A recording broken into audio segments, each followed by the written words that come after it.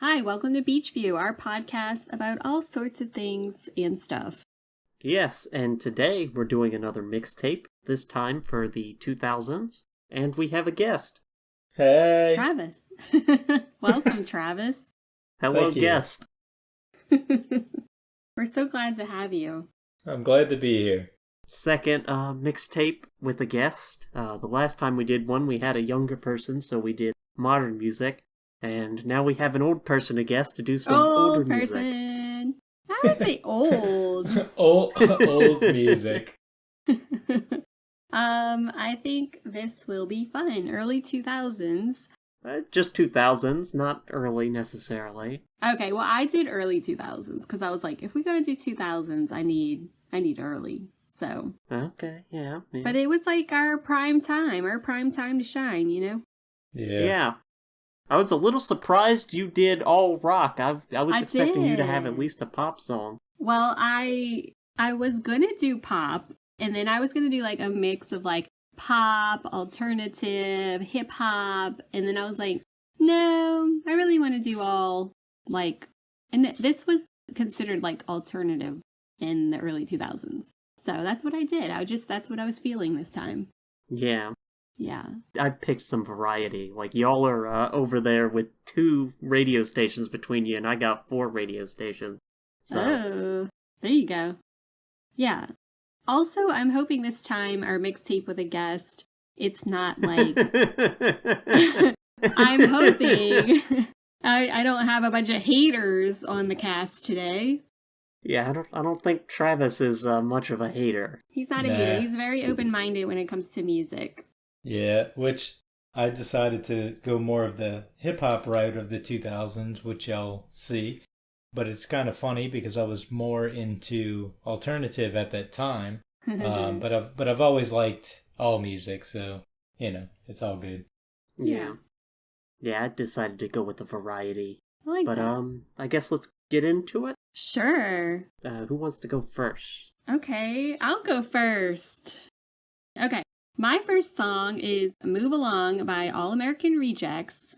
This was a 2005 release, and it was on the album... Oh, it was on the album Move Along? Was that also the name of the album?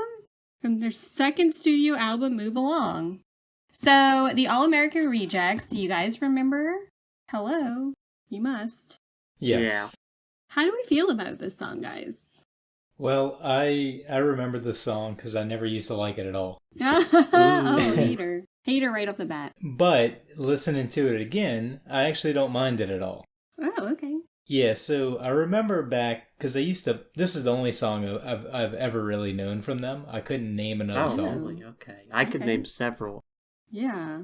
I probably have heard other songs, but I couldn't tell you what they were. But yeah, I actually liked it. I liked it listening to it now versus listening to it back then, because it has that very distinct early 2000s sound to me. For sure. This is like an iconic early 2000s sound, I think. Yes. Great yeah, beat. absolutely. Yeah. Like, you can't help but sing along to it, and that's why I picked it. Yeah. Because it's like one of those, like, oh yeah, 2000s. I love the vocals on this song. Like, they get soft and then they get louder. I like the way they did that. Yeah, they're very common sounding vocals. Like, you can plug and play like anybody from that time into this song structure, yes. And I think it would work. And vice versa. I think you can take that vocal and put it into another band, and it would be perfectly fine. Yeah, that's what I'm like. It's so like to me, it's iconic 2000s. So yeah, like bam, yeah. Let's do it. Yeah, and I think the reason I didn't like it back then is just because the chorus is kind of annoying to me. Just because that's the part everybody sings. Yeah, but yeah, and so I would remember just hearing it over and over like all the time. And it was just annoying to me. But now, after not hearing it for years, it really doesn't bother me at all. I definitely remember this song being everywhere at the time, and for like a few years afterwards, too. Yeah, definitely. So do you like it, Bryce? Yeah, I think it's definitely an iconic example of this genre of this. I guess you'd call this pop punk, but it's definitely on the poppier side. It's kind of like a pop rock thing. Yeah, definitely like pop punk. To me, this type of music is like emo adjacent. I don't know. Yeah. Like, it's not Eh, quite emo. There's overlap, but I wouldn't call this Yeah. emo. Yeah. Yeah, exactly. Yeah. All right. Yeah. Next. So, my first track is Toxic by Britney Spears from the 2003 album In the Zone. And I mean, what can you say about this song? One of the best pop songs of the decade, probably of all gosh. time. Yes. Debatable. Debatable. Okay, you don't like it? Okay. No, not that I don't like it. I never really liked it. Ooh. but it's not bad. It's just a pop song, you know? I think it's a really well-written pop song. I love the instrumentation on this. Yes, strings it alone are sounds so incredible. good. Yes, 100%. So, honestly, like, listening to it yesterday for probably the first time in, I don't know, 20 years, like Shut your actually mouth. listening to it, it has a really good bass line, which I've never noticed before. It's got like a little fuzz to it, which I think is really interesting. And it actually has a guitar riff that kind of reminds me of like a classic 50s, 60s sound. And it gives it like a sense of mystery to the song, which I think is really good. I think the composition's excellent. Yes. It holds up very well still to today. Yeah. I just don't, it just wasn't like a song that, you know, I would have on a playlist, you know. Ah, wow. But it is a good song. I mean, it's not a bad song by any means. If you want to talk about iconic, Yeah. Britney is iconic. She Yes. is the queen. Especially for this era. Yes, especially for this era, and especially for Louisiana. Yeah, So For sure. Yeah, it's Britney, bitch. Yes. The funny thing is, I think I like Britney's songs more now than I did when they first came out. I mean, of course, we were like singing them when they first came out, but I wasn't like oh my god, Britney Spears, you know, because she was just like such a icon. But now, like I look back and appreciate, and especially like her whole story. Like, you know, I'm getting into context, but not for this song, but like her whole story since then and what's going on with her now. Like, I read her memoir and stuff, and like I just think you know, I have a great appreciation for her. Getting back to the song, I love the beat on this song. I think her vocals are great on this song. You know, people have kind of criticized her vocals sometimes, but I think she sounds great. And this is, like you said, it's like the iconic pop song. Yeah. Yeah, that, like, the string, I don't know what you'd call it, but where it's that really, like, screeching hit on it. Yes. It's just, like, really iconic for this era, I feel like. Really iconic sound in general. Just really makes this song.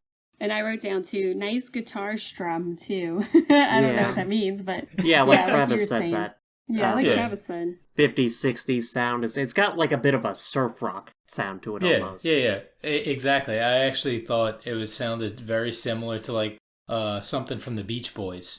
It just Yeah. had like a kind of this classic sound to it, but you know, it's disguised in its own little synth, you know, type thing. So it's pretty cool. Yeah, I love it. Yep. Yeah, just, I think, immaculately produced song, great songwriting, great vocal performance. Yeah. Like I said, one of the best ever. I actually looked up who the producers were because I was like, it was giving like Scott Storch sounding, you know what I mean? But the producers are, I think, Swedish, actually, Bloodshy and Avant, which I don't know who they are, but I was just like, I thought the composition was so good. I was like, who is this? So yeah, definitely. Kudos. Yep. All right. Next. All right, so next we got Twista Slow Jams. Yes. This was a song that was very popular back in the early 2000s, but it wasn't like it wasn't a song that you heard all the time. But when it would come on, it was just one of those songs you would kind of like jam to. Mm-hmm. And Twista has been around forever, and I feel like he didn't really get the credit that he deserved as a rapper. True. What I like about this song particularly is that they have 3 totally different artistic styles in the vocals, but they blend them all really well together. And then what I thought was really kind of encapsulated about the time was the sampling that they use of like the vintage tracks and how they, you know, sped them up and stuff like that. That was very, very common back then.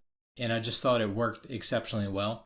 And I really like the callbacks to all the artists of years before that were the greats in R&B, or like Anita, Marvin Gaye, Minnie Riperton. Yeah. I thought that was really interesting how they worked that into the theme of the song, but made it in a way where it was Michael relevant. Jackson. It wasn't just Yeah.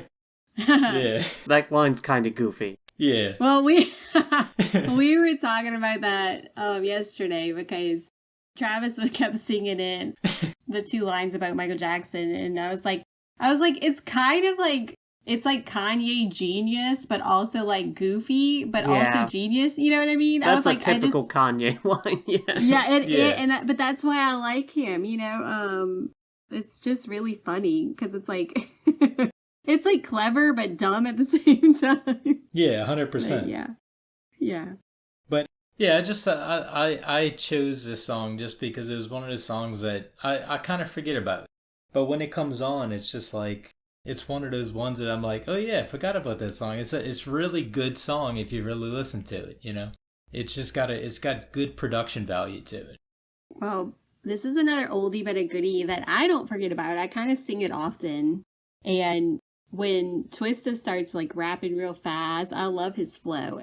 I do agree that I feel like Twista never got the recognition he deserved. Because he's talented, and he's very articulate for being so quick. Yes, and that's something that you don't always hear.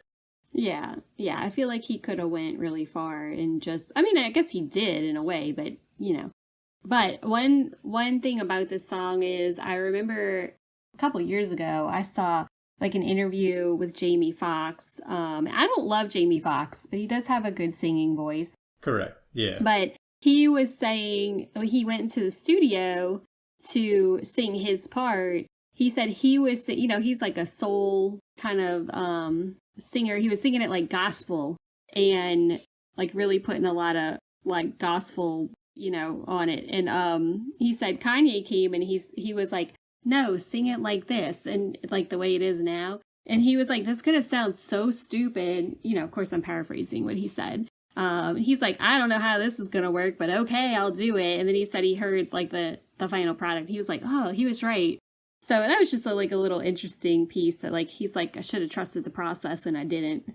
Yeah, so fun fact about this, there's 2 versions of this song apparently. Oh. Apparently, Twista put this on his album that released around the same time, and so did Kanye West. No, I didn't realize that. Yeah, the Kanye West version's longer. I assume you meant the Twista version? Yeah, exactly. Yeah, that's the one I was familiar with. Yeah, I just thought that was kind of interesting. That is interesting. So what did you like it, Bryce? Yeah, good song. I like the R&B samples. Or, I guess, beats. I don't know if that's a sample or, original production or not. I didn't look it up. Yeah, it's samples from older songs. Okay. Which I think that's really kind of fascinating that they used to do it, because they went through a time period in the early 2000s where a lot of songs had those samples in it, and I thought they were always pretty fascinating. They're doing it again. Yeah. They never stopped doing it.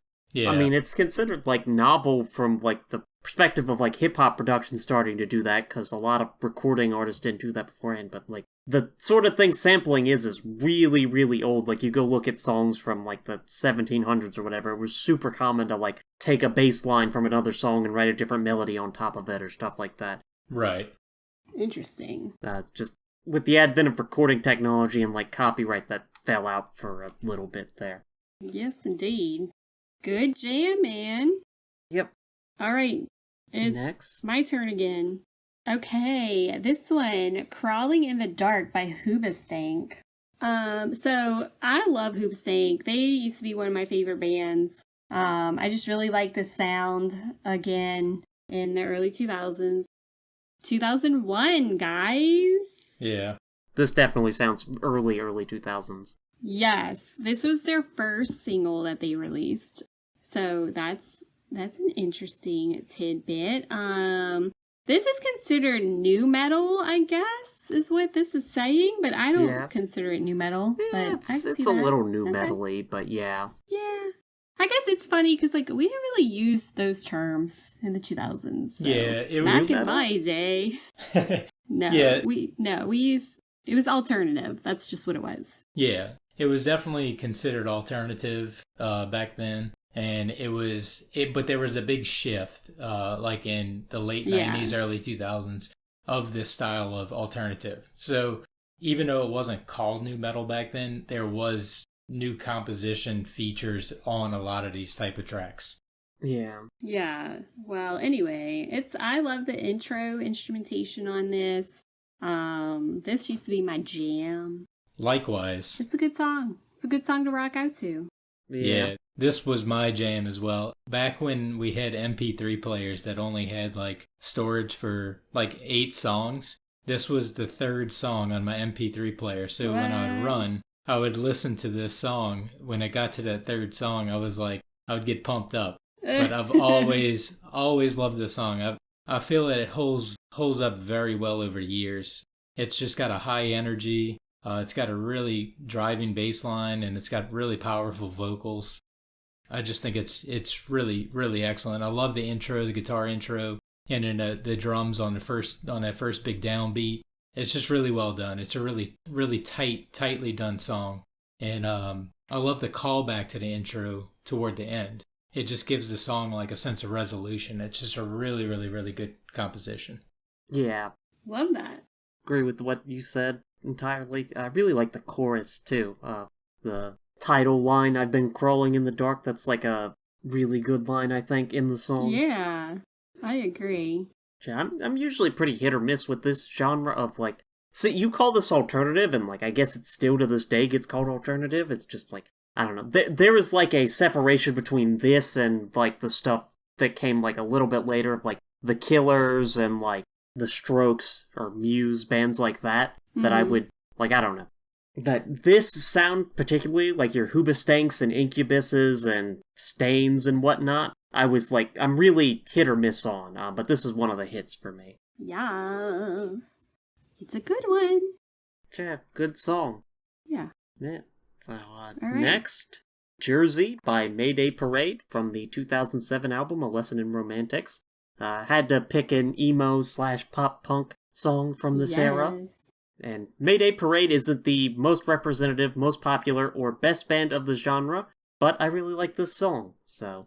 It's a good song. I remembered this song. Like, I'm not good with, like, song names or bands, but I'm like, oh, I know this song. But I think this is, like, I love the throwback emo. Like, you have to have emo represented in a mixtape from the 2000s.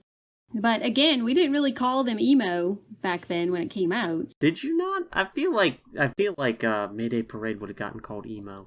I mean, it probably did, but we didn't use that term until a few years later. Maybe you didn't, but that term was getting thrown around, I know. Yeah, that's what I'm saying. Like I don't, like, down here, I guess we didn't. I mean, Travis, do you remember? We didn't use emo until later on. Like, things were already labeled as emo, I think, but yeah, things were labeled, but that's not what we called it. You know, we called it. Oh, okay. Yeah, we called it more like surf skate music, like stuff like that. You know, like this had a lot of like kind of like West Coast influence, but but they're from Jersey? Florida though.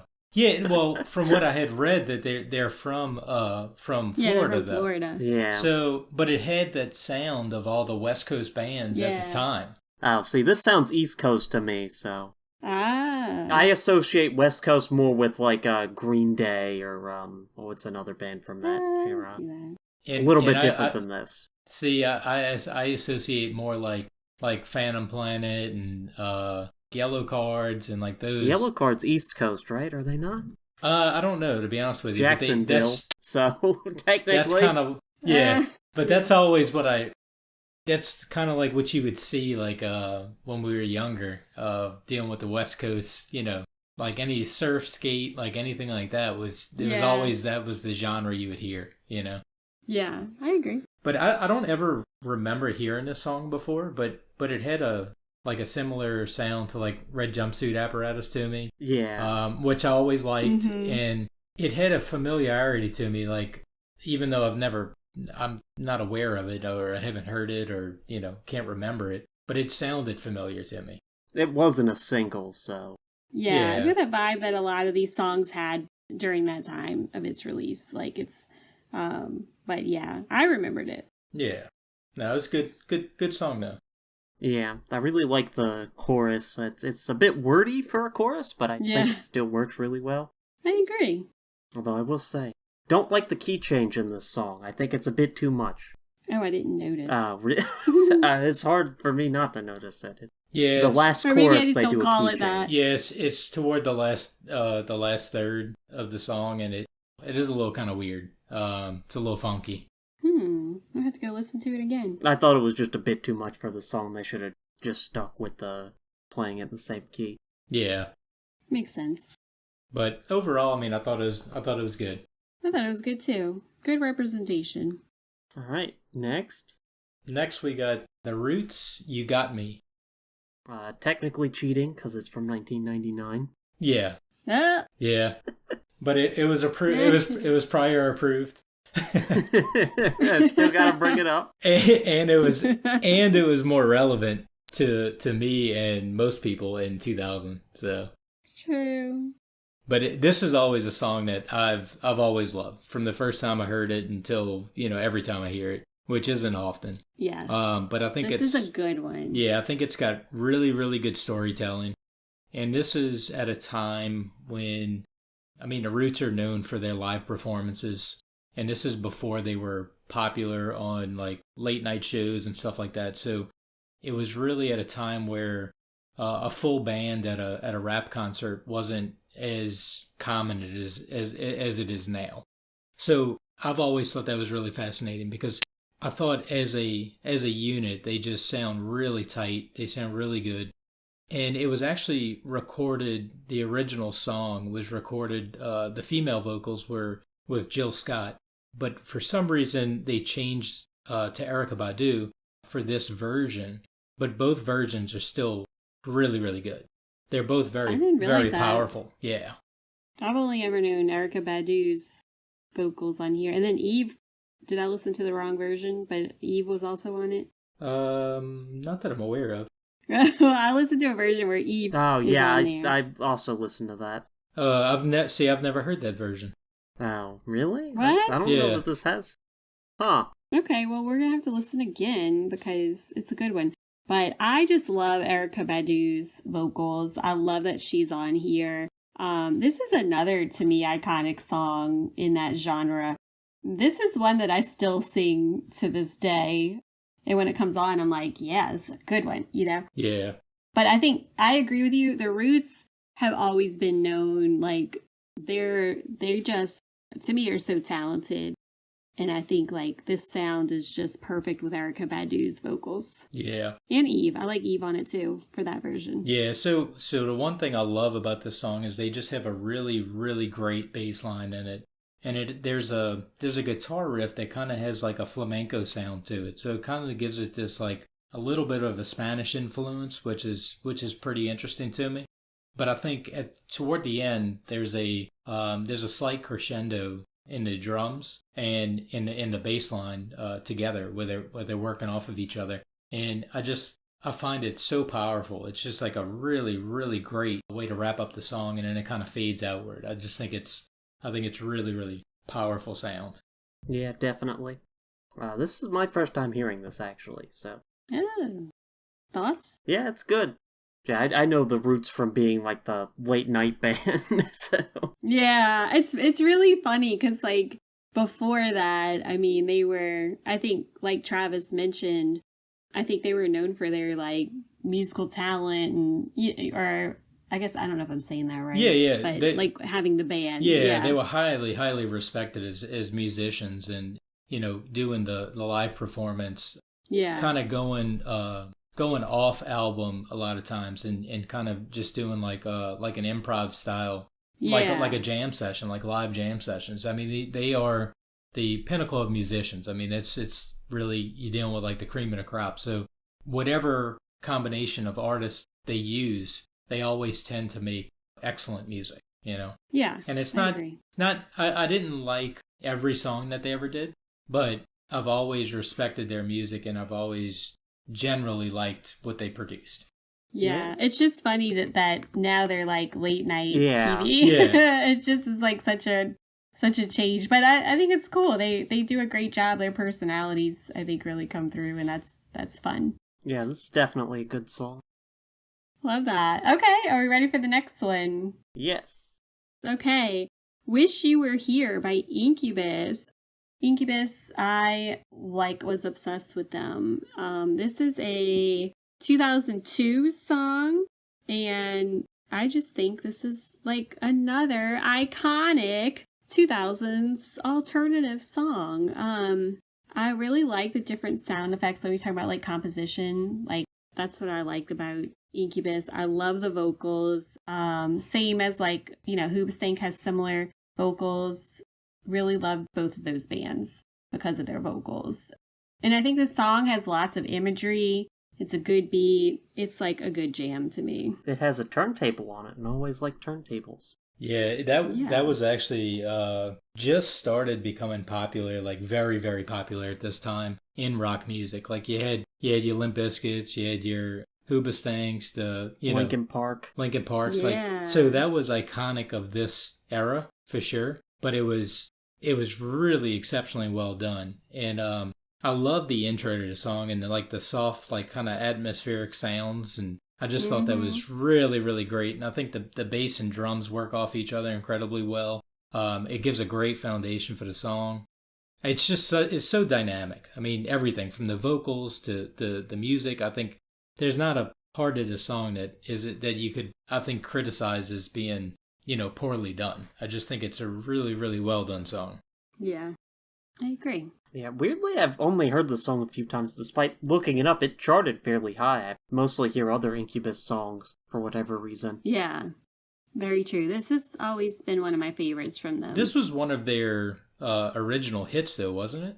Yeah, no, like I said, it charted fairly high. I just, for whatever reason, by the time I was getting into bands like this, that one had fallen out. Yeah. So this was on their, I don't know if I'd say original hits, because this was on Morning View, and they had, was it 2 albums before that? Yeah, okay. And, so Pardon Me was 99, and that was Yeah. big in, the alternative charts, and then Drive, which was, a big hit in general. Yeah. Which Okay. was before this as well. Yeah, but, still early 2000s. It was I would say their probably most popular song on this album. That's what it looks like, yes. Yeah. Yeah, I like Incubus. Like you were saying, the vocals are really good. Yes. Love the vocals. Like, just his voice, I just absolutely love it. Yep. All right. Anything else?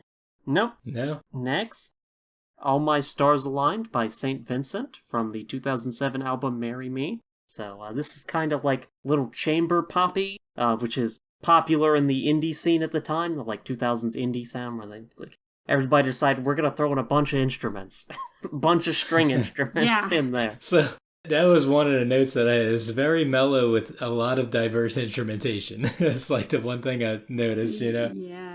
That's the style at the time. I love that they have a very pretty piano at the beginning, and that's really pretty. Yes, yeah, I love that piano intro. It's funny because my notes on the song, I've never heard this before, and I No, enjoyed probably it. not. Yeah, I enjoyed it. I thought it was a good song, but I felt like the keys added a little bit of chaos, but they were in kind of a soft lounge style. It was Yeah, that's what I put definitely. too. Yeah. I said this is kind of slow and softer, like lounge music from an older time. Yeah, but Yeah, but it's got a it was throwback sound. yeah, but it had a hint of chaos to it as well, which was yeah, it made me subtly which makes it interesting. yeah, it made me subtly anxious. you know?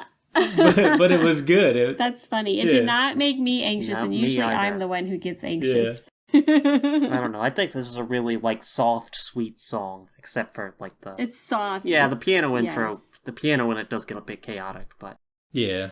So does it have Romeo and Juliet undertones? I don't know about that. I could don't think see it's that. tragic. Okay, because I was kind of, I don't know why I was picking that up in this song. I didn't know if it was it because I didn't read the lyrics or anything like that, or I don't remember. Maybe because Romeo and Juliet are star-crossed lovers. Maybe you're getting Yeah. the stars aligned I kind don't of know. theme going. Yeah. And honestly, I really thought this was going to be in like a minor key. And when I looked it up, it's in C major, so it's supposed to be. It should theoretically be a kind of bright sounding song, but it makes me wonder if, like, although it's in a major key, if some of it was done in A minor to give it that kind of mysteriously dark sound. Interesting.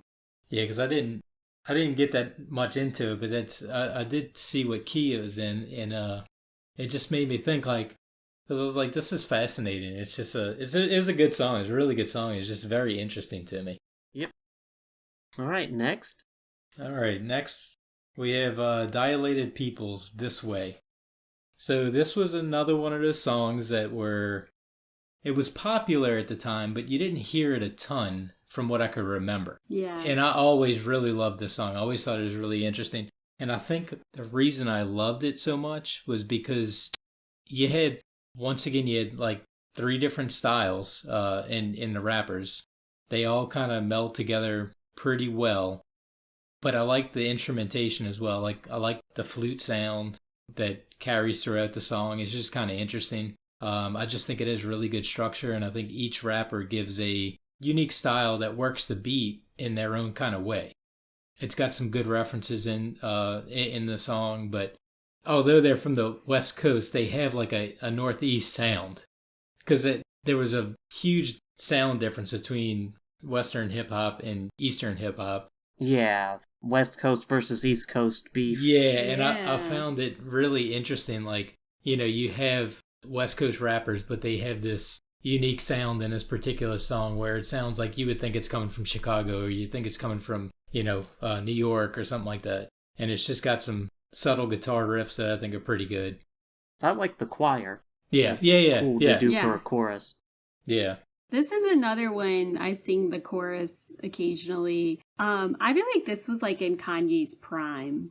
Yeah, I agree. I like his sound there. I think his prime was 08 to 2010, but Oh, okay. I can see that. But I like the reference to Run DMC Walk This Way as well. Yeah. That old school reference. yeah, I like this song. It's got a good beat to it. I like the gospel sound it has. Yeah. This also has a turntable in the intro. I always Sure like that in does. music. Yeah. I don't know. I feel like these days it like would get formulated too much as like a throwback sound. Like it feels very of the era, but I think Yeah. it's like a great instrument. I really like it every time it shows up in music. Yeah. I agree. 100%. We need more turntable. Yes. Great song.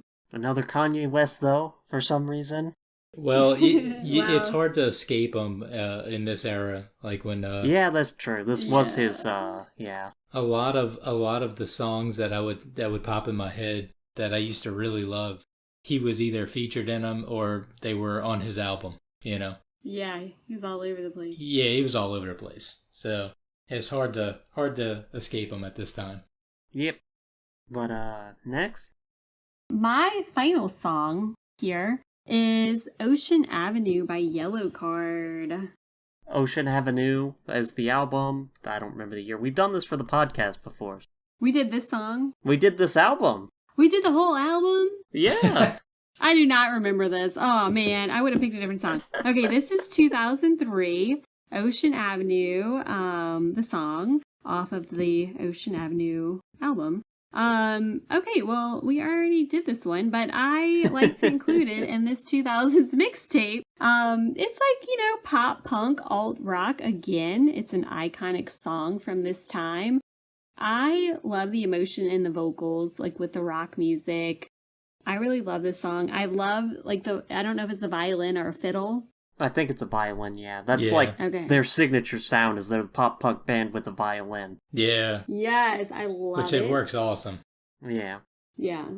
So I just think it's a really great sound and like a fun song. Yeah, so it definitely has that West Coast, surf skate vibe that I was talking about earlier. And Yes, I exactly. particularly remember this from like when we would go to Destin. It was always on like on a playlist in the Yes. car, So it's always like high energy. And it just reminds me, it has a sound to it like there's no responsibilities. You just rocking out, enjoying summer, like living for the moment type sound, which I always thought was really, really good, really fun. 100% agree. Yeah, this feels like one of the most, like, emblematic songs of the 2000s pop punk era. Mm-hmm. Like, for whatever reason, like, I think even still today this stands out as, like, one of these songs from that genre, from that era. I'll agree with you. Yeah. Yep. Jazz, definitely. Great chorus, like, Yes. iconic. It makes me want to listen to the whole album again. Well, we've already done that on the podcast. Which I did not remember. I did. That's a good one, man. Well, one of the reasons I picked it is because each of these songs to me were like iconic for this time period. And that's why I wanted it on there. Yeah. I also agree that each of those songs are iconic for that time period. for me as well. Yes. Yeah, good song. Yeah. Next. All Caps by Madvillain from the 2004 album Mad Villainy. Madvillain is a collaboration between MF Doom, who's a popular underground rapper, and Madlib, who's a producer.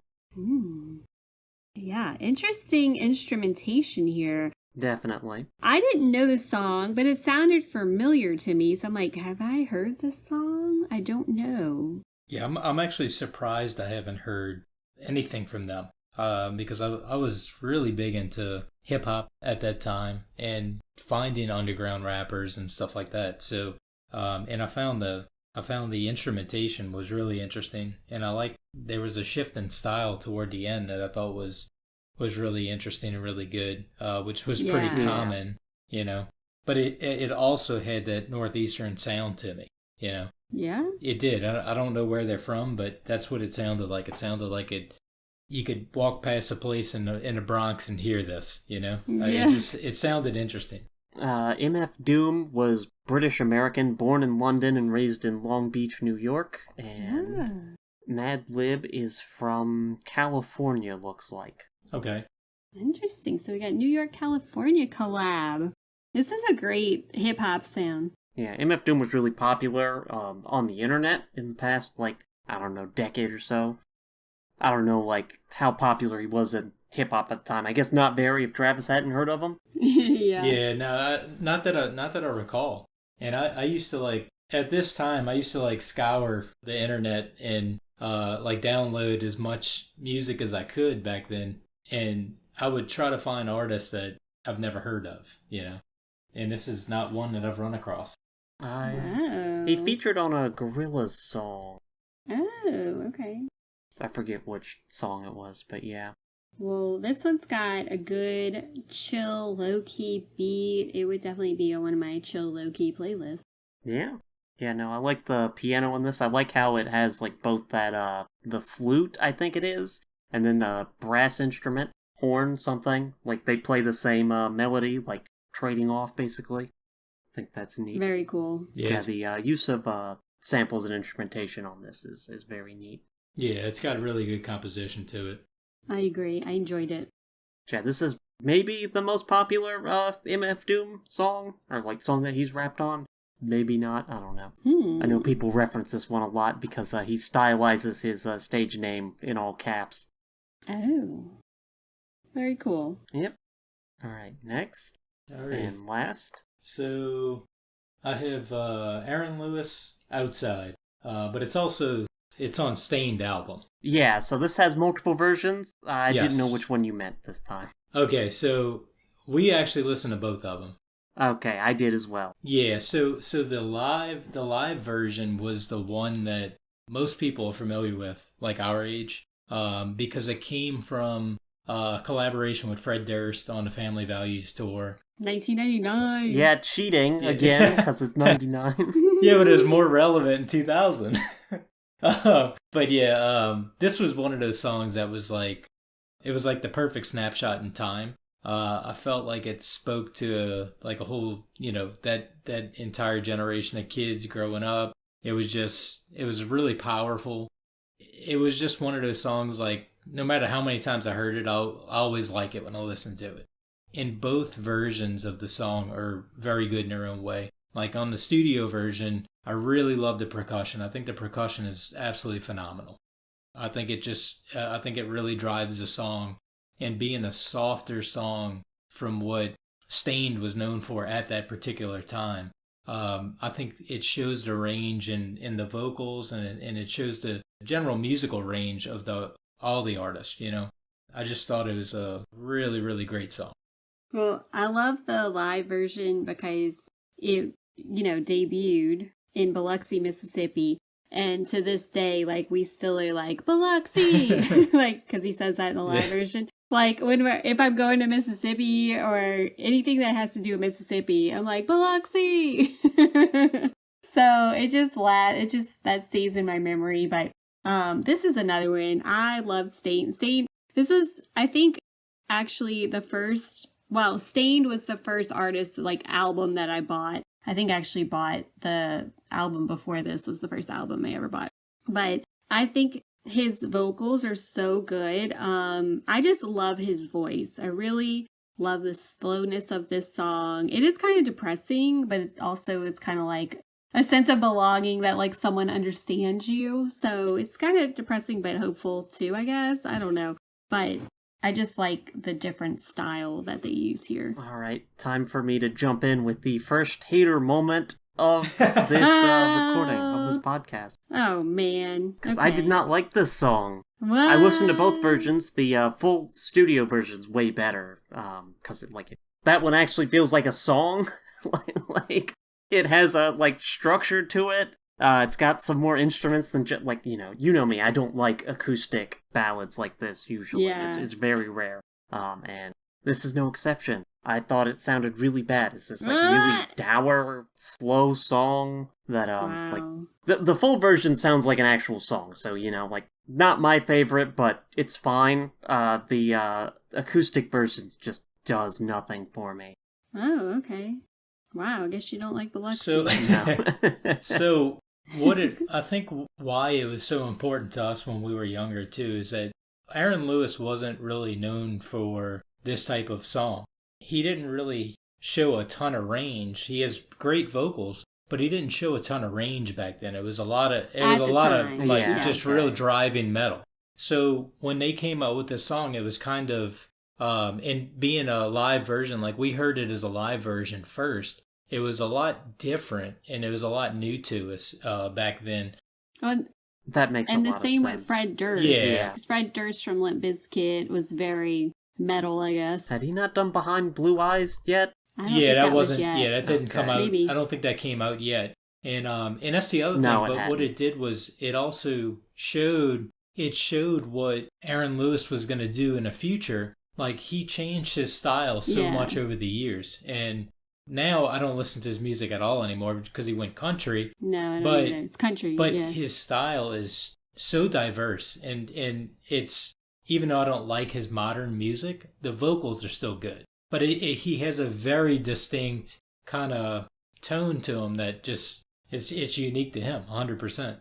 Yeah, that makes more sense with that context of me having not really listened to much Stained because they really fell out of the they're one of those 2000s bands that didn't really persist much into the 2010s. Yeah. So I've never really cared for them, and just hearing this for the first time, it's just it's this live acoustic song that I just did not care for at all. It makes more sense when you give me that context. Yeah, because you think you go into this concert that it's just going to be all rock and all metal, and then they just sit down and sing this more emotional song, and it just gives it a totally different feel. It's it just breaks it down on more of the emotional level to me. Yeah, great voice. Yeah, for sure. Yeah, I didn't care for this or his voice. Oh, well, we got all the way to the end before you were here, so that's progress. We needed one.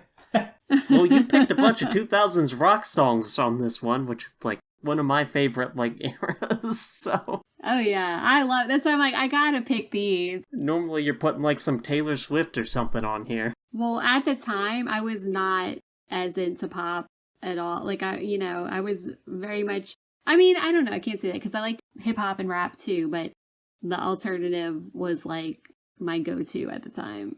You could have actually put Taylor Swift songs on here too, because I guess you didn't like her country I didn't stuff. listen to her then. No, I did not listen to her then. It wasn't until recently that more recently that I listened to her. You could have put Love Story on here, and I could have complained about her getting Romeo and Juliet wrong. I could have, but I did not like that song at the time, so, But anyway, so I guess, shall we wrap this up? Final thoughts as a mixtape. Yeah. How do we feel? Okay, I'll go. I liked it as a mixtape. I think we had some good representation.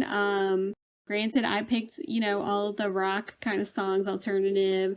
I like how you had some pop in there. Travis, I liked how you had some hip hop. I think it's a well-rounded mixtape. Yeah, I could agree with that. I liked everything I heard. Everything was good, and for the most part, it took me back to those early 2000s to where I remember listening to each one of these songs and enjoying them. And in the ones that I've never heard before, I thought were really good. Yeah. Good mixtape. Good decade for music, I think, too. So, yeah. Yeah, I agree. Yeah, definitely. I like to think that the early 2000s was always the best music. But I think everybody growing up during their, Yeah, I was gonna say you were yeah. like of the time for that. I don't know about best, but there's definitely some good stuff in there. Yeah, exactly. Agree. All right, well, this has been Beach View. Thanks, Travis, for showing up. Thanks for having me. Yeah. Tune in next week. Bye. Bye.